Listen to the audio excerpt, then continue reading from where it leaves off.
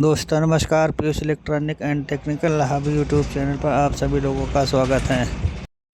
दोस्तों यह वीडियो आपके लिए बहुत उपयोगी होने वाली है, अतः आपसे गुजारिश है कि आप इसको स्किप न करके देखें और इस वीडियो को पूरा देखें। ट्रांसफार्मर बनाने के लिए हमने 4 3 की बॉबिन ली है। इसका 4 नंबर साइज़ है और 3 इंची इसकी चौड़ाई है। इसकी प्राइमरी वाइंडिंग में हम 21 नंबर वायर या 22 नंबर वायर दोनों में से कोई एक तार यूज़ कर सकते हैं। 22 नंबर तार जो है 500 वाट तक लोड उठा सकता है और 21 नंबर 600 वाट तक लोड ले सकता है। इसलिए हम इसको 21 नंबर तार से ही वाइंडिंग करेंगे। दोस्तों हम 40 15 एम्पीयर का ट्रांसफार्मर बनाने के लिए 21 नंबर वायर यूज़ कर रहे हैं। दोस्तों ट्रांसफार्मर वाइंडिंग के लिए तो वाइंडिंग मशीन ज़्यादा उपयोगी होती है, लेकिन सभी दर्शकों के पास वाइंडिंग मशीन हो सकता और ना हो, इसलिए हम इसकी ट्रांसफार्मर की वाइंडिंग जो है हाथ से कर रहे हैं। आप देख सकते हैं कि वाइंडिंग जो हाथ से की जा रही है, लेकिन लेयर वाइंडिंग हो रही है और ये वाइंडिंग हाथ से बनाई हुई वाइंडिंग जो होती है मशीन से थोड़ा ज़्यादा अच्छा टाइट बढ़ती है और इसका रिज़ल्ट काफ़ी अच्छा होता है, मगर इसमें बनाने में टाइम बहुत लगता है, इसलिए मशीनों का उपयोग किया जाता है। लेकिन सभी लोगों के पास मशीनें ना होने के कारण हम इसको हाथ से ही बना रहे हैं, जिससे नए दर्शक जो है, नए व्यूअर्स हैं, उनके पास मशीनें तो होंगी नहीं, वो भी अगर बनाना चाहे तो वो हाथ से ही बना सकते हैं। दोस्तों वाइंडिंग होने के बाद में जब पूरी एक लेयर हो जाती है तो दूसरी लेयर लगाने से पहले हम पेपर ज़रूर लगा लेते हैं। पेपर लगाने से ये होता है कि आप वाइंडिंग करेंगे तो आपको तार अच्छी तरह दिखेगा और लेयर बाइंडिंग करने में सहायता होगी। इसके साथ ही कि आपकी कॉइल जो होती है, पहली कॉइल के बाद जो दूसरी कॉइल बनती है वो शॉर्ट होने के चांसेस बहुत कम होते हैं।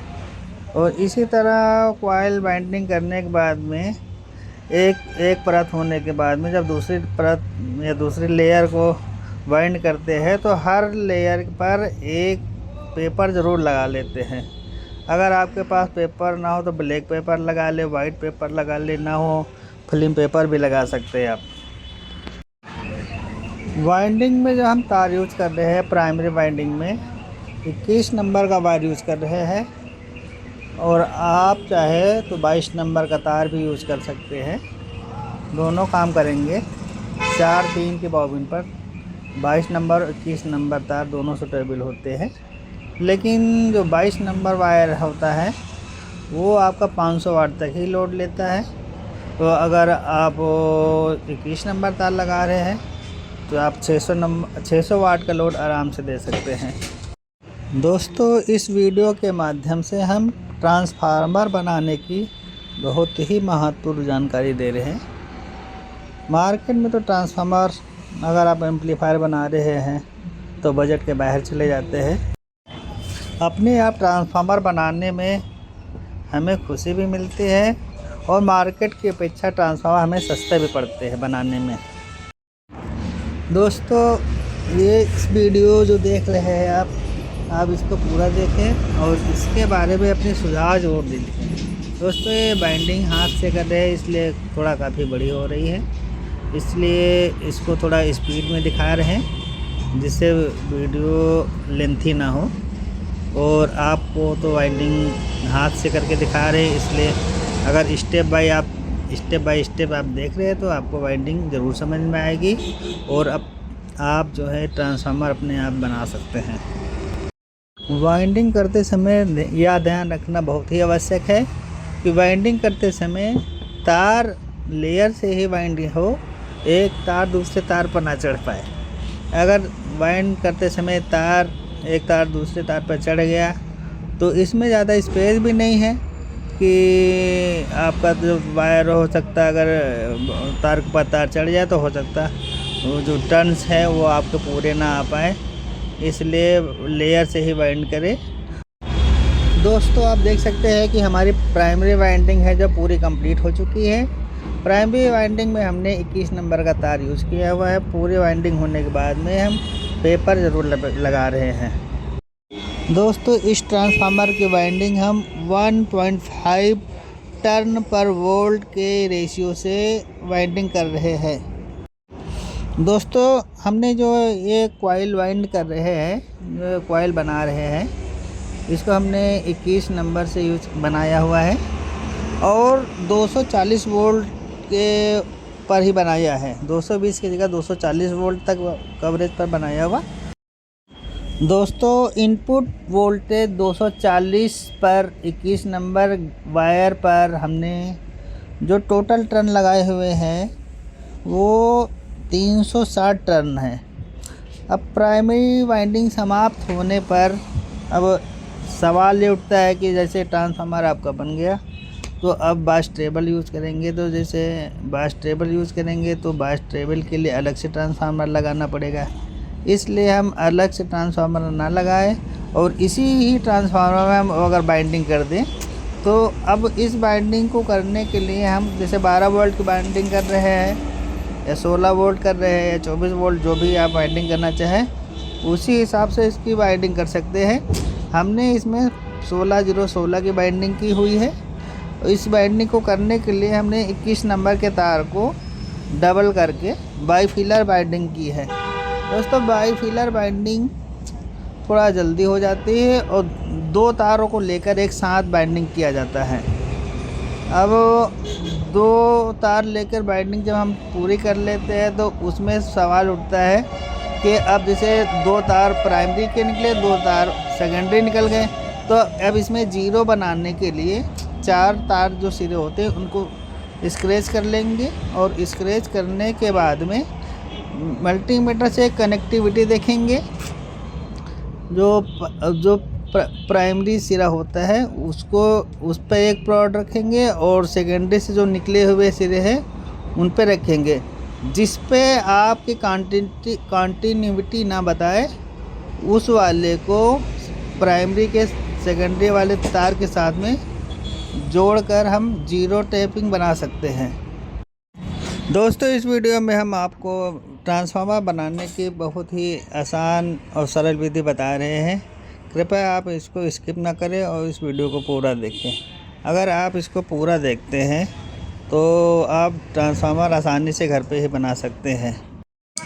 ट्रांसफार्मर की प्राइमरी वाइंडिंग पूरी होने पर हम इसका वेट कर लेते हैं। इसका वेट लगभग 555 ग्राम आ रहा है। वेट करने से हमें ये पता चल जाता है कि इसमें प्राइमरी वाइंडिंग या सेकेंडरी वाइंडिंग या दोनों वाइंडिंगों में कितना कॉपर यूज़ हो रहा है। वाइंडिंग कंप्लीट होने के बाद वेट न भी करेंगे कोई दिक्कत नहीं है। प्राइमरी वाइंडिंग होने के बाद में अब हम दूसरी सेकेंडरी वाइंडिंग बनाएंगे। सेकेंडरी वाइंडिंग बनाने के लिए 21 नंबर वायर जो है उसको लेकर बाईफिलर वाइंडिंग करेंगे। बाईफिलर वाइंडिंग में दोस्तों 2 तारों को एक साथ वाइंड किया जाता है, इसलिए 21 नंबर के तार को हम 260 ग्राम के लगभग की तार लेकर उसको डबल कर लेते हैं और 260 ग्राम प्लस 260 ग्राम अगर हम तार लेते हैं तो आसानी से हमारे सेकेंडरी वाइंडिंग तैयार हो सकती है। सेकेंडरी वाइंडिंग के लिए हम 70 नंबर तार यूज़ कर रहे हैं। आप 18 नंबर तार भी यूज़ कर सकते हैं। 18 नंबर तार या 17 नंबर तार दोनों ही 1.5 टन पर वोल्ट के हिसाब से ही लगेगा। दोस्तों जो लोग हमारे चैनल पर नए हैं वे लोग बेल आइकन को दबा दें और चैनल को सब्सक्राइब कर दें, जिससे आने वाली वीडियो के बारे में नोटिफिकेशन तुरंत उनको मिल जाए। दोस्तों बाइंडिंग करने के लिए हम 21 नंबर के 2 तारों को लेकर एक साथ बाइंडिंग करेंगे। तो चलिए वाइंडिंग शुरू कर रहे हैं।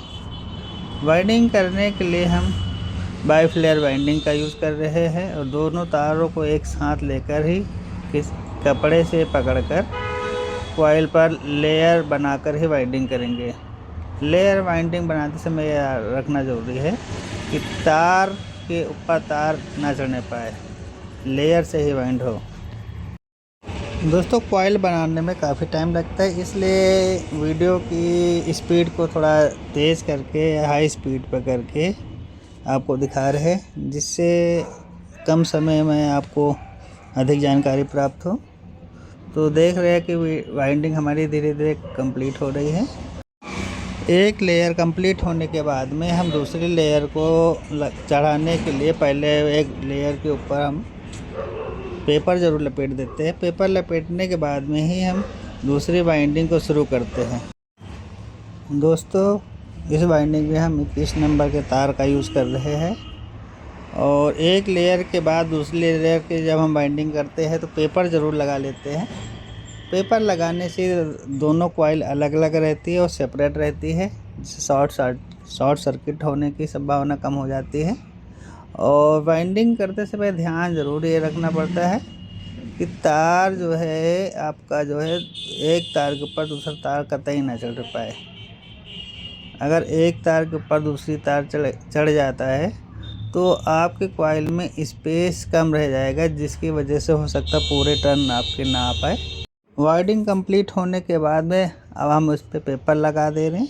पेपर लगाने के बाद टेप से अच्छी तरह से चिपका दें, जिससे आपका पेपर उखड़ने ना पाए। अब टैग पत्तियों को ट्रांसफार्मर में जहाँ स्पेस है वहाँ लगा दें। टैग पत्तियाँ लगाने के बाद में अब यहाँ पर हम कनेक्शन की सोल्डरिंग कर देंगे, जिससे आउटपुट वोल्टेज आपकी इन्हीं पत्तियों से मिल सके। दोस्तों, हमने इन टैग पत्तियों को 16 वोल्टेज पर लगाया है और 240 वोल्ट जो इनपुट एसी है इन पे लगाएंगे और 40 की जो आउटपुट सप्लाई इस पे नहीं लगाएंगे, क्योंकि हम इस पे मोटा तार डायरेक्टली सोल्ड कर देंगे आयरन से। दोस्तों, आप देख सकते हैं कि टैग पत्ती लगाने के लिए पहले हम ट्रांसफार्मर के तार को स्क्रेच ज़रूर कर लेते हैं, जिससे सोल्डरिंग आसानी से हो जाए। क्योंकि अगर हम स्क्रेच नहीं करेंगे तो इस पर एनामल जो लगा होता है उससे सोल्डर नहीं लगे, इसलिए उसका एनामल छुटा कर ही टैग पत्तियों या तारों पे ही सोल्डर किया जाता है।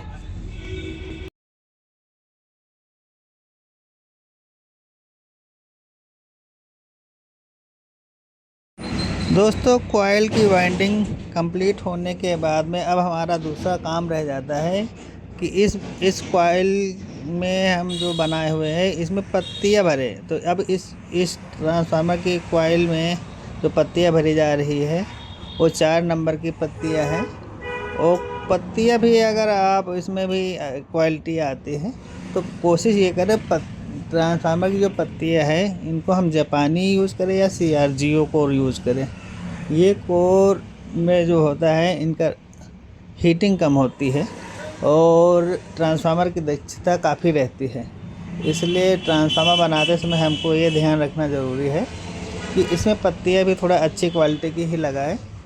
पत्तियां अगर जापानी कोर हो या CRGO कोर हो तो ज़्यादा बेहतर रिजल्ट देती हैं। दोस्तों, आप देख रहे हैं कि ट्रांसफार्मर में पत्तियां भर गई है, मगर अभी ये पत्तियां ढीली है। इन पत्तियों को टाइट करने के लिए करीब 5-6 पत्तियां एक साथ लेकर भर देते हैं और उसको हथौड़ी से या लकड़ी के पट्टे की सहायता से टाइट कर लेते हैं, जिससे इस ट्रांसफार्मर में हैमिंग कम हो। पत्तियां ढीली रह जाती है तो हैमिंग ज़रूर होगी और इस ट्रांसफार्मर में हीटिंग की समस्या आ सकती है। इसलिए ट्रांसफार्मर की पत्तियां भरते समय आप 5-6 पत्तियों को एक साथ लगाकर पत्तियों को टाइट फिट ज़रूर कर लें। जब ट्रांसफार्मर में ई साइज़ की पत्तियां भर जाती है तो आई पत्तियों को भरने के लिए जितने भी साइडें हैं दोनों तरफ की साइडों में आई पत्तियां 2-2 करके या 1-1 करके जहाँ पर जितना स्पेस हो वहाँ पर धीरे धीरे पहले ऊपरी कोने पर लगाए। उसके बाद हथौड़ी की सहायता से हल्की चोट लगाकर उस पत्तियों को बैठा के फिर ऊपर से ठोक कर आराम से बैठाए, जिससे पत्तियां टेढ़ी ना हो और ट्रांसफार्मर में आसानी से बैठ जाए। दोस्तों, आप देख रहे हैं कि हमारे ट्रांसफार्मर में पत्तियां भरने का प्रोसेस लगभग धीरे धीरे ख़त्म हो रहा है।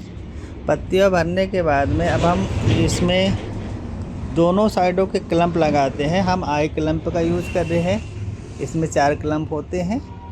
2 क्लम्प एक साइड में लगते हैं और 2 क्लम्प दूसरे साइड में लगते हैं। क्लम्प लगाने के बाद में नट बोल्ट की सहायता से हम अच्छी तरह से टाइट कर देते हैं। दोस्तों आप देख सकते हैं कि हमारा ट्रांसफार्मर तैयार हो गया है। अब इसकी हम टेस्टिंग भी करेंगे। तो एसी लगाने के बाद में इसके आप देखिए जो आउटपुट वोल्टेज है, इस पर शार्टिंग करके देख रहे हैं, बहुत तगड़ी शार्टिंग हो रही है। दोस्तों आप देख सकते हैं कि मल्टीमीटर में 40 पर 40 वोल्ट दिखा रहा है और बस टेबल के 15 से 16 वोल्ट दिखा रहा है। दोनों सप्लाई हमारे एकदम ओके है। अब ट्रांसफार्मर की सप्लाई चेक करने के बाद में अब अगला प्रोसेस जो आता है वो आता है इस ट्रांसफार्मर को वार्निश करना। वार्निश करने से ट्रांसफार्मर की पत्तियों के बीच में जो एयर होती है वो निकल जाती है और इसकी दक्षता बढ़ जाती है। और ट्रांसफार्मर की पत्तियों और कॉइल दोनों में ही हम वार्निश डालते हैं। धीरे धीरे करके वार्निश डाल रहे हैं, जिससे वार्निश जो अच्छी तरह से ट्रांसफार्मर की पत्तियों और कॉइल दोनों में ही अच्छी तरह से लग जाए।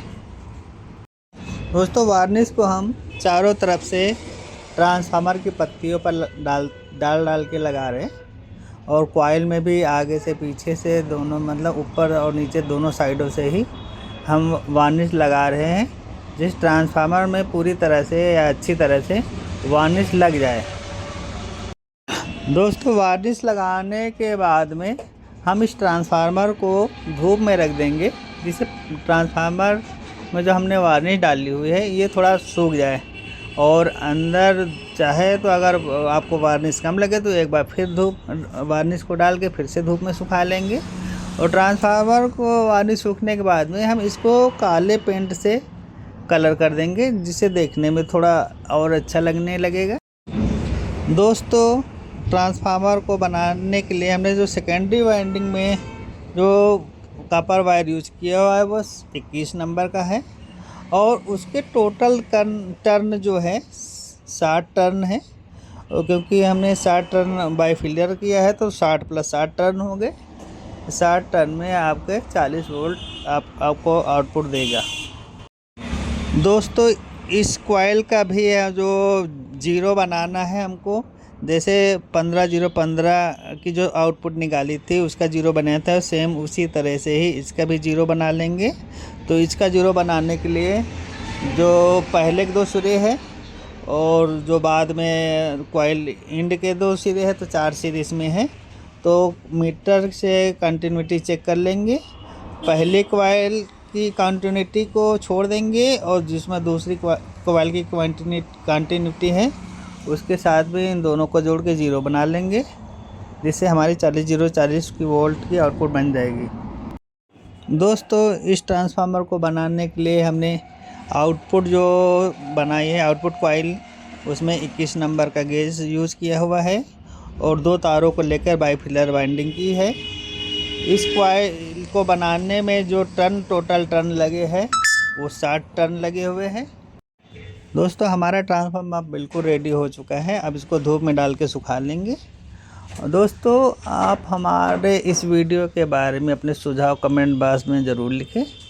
और अगर आपकी रिक्वायरमेंट 50-050, 24-024 या कोई भी वोल्ट है, वो 30-030, 36-06 वोल्ट के ट्रांसफार्मर बनाना चाहते हो, तो उसके बारे में भी जानकारी चाहते हैं, तो अब भी आप कमेंट बॉक्स में लिखकर हमसे आप जानकारी प्राप्त कर सकते हैं। दोस्तों हमारा ट्रांसफार्मर बनकर रेडी हो चुका है। दोस्तों आपको यह वीडियो कैसा लगा? अगर आपको यह वीडियो अच्छा लगा तो आप लाइक करें और साथ में आप कमेंट करें। चैनल को सब्सक्राइब ज़रूर करें। जो लोग हमारे चैनल पर नए हैं वो लोग ज़रूर सब्सक्राइब करें। दोस्तों इस वीडियो के बारे में आप कमेंट ज़रूर करें और अपने सुझाव ज़रूर लिखें, क्योंकि आपके सुझाव से ही हमारा लोगों का मोटिवेशन होता है। वीडियो को बनाने में बहुत मेहनत लगती है, एडिटिंग में भी मेहनत लगती है, इसलिए आप वीडियो को लाइक ज़रूर करें और ध्यान से देखें। अगर आप ध्यान से देखेंगे तो आप ट्रांसफार्मर ज़रूर बना लेंगे। Thanks for watching.